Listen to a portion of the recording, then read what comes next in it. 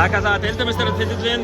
Það komið smá síðan að Keflavík vann þennan. Þú hlýtur að vera sátt með frammistöðuna á tímabilinu. Já, mjög. Þetta er fyrsta skipti sem að við allar í liðinu í dag erum að vinna þennan titill. Þannig mjög gaman að vinna hann og vel að þessu komnar, mér finnst það. Við erum búin að standa okkur vel á tímabilið og þetta er erfiður bikar að vinna.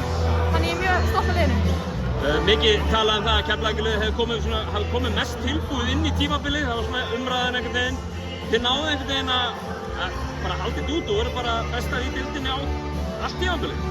Já, við vissum alveg hvar við vorum staddar og að við vorum ekki að toppa í byrjun og við erum bara búin að spila jafnt og þétt í gegnum allt tímabil, að taka einn leik í einu og það er bara búið að skila sér í þessum titli. Talaði deildarmeistaratitilinn sem þann erfiða, en svo er annað mót sem er í framhaldinu. Hvaða máli skiptir þetta að koma inn á þessum hraða inn í þá keppni? Bara gríðarlega miklu máli og gott að vera með heimavallarréttinn. Það er svona mikilvægast að komandi inn í næstu keppni og líka bara að klára leikinn í dag svona sterkt. Það hjálpar okkur mikið og svona finnum við að erum tilbúnar í næstu keppni.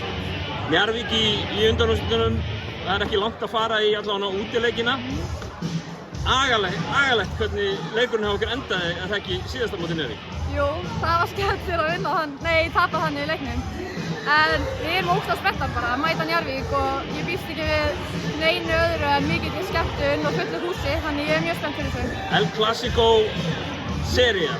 Nákvæmlega, það er mjög langt síðan að það var allavega kvennamegin og líka kallað held ég, bara yfir höfuð. Þannig ég held að séu allir í bæjarfélaginu mjög spenntir fyrir þessu. Frábært Katla, til hamingju og gangi ykkur vel. Takk.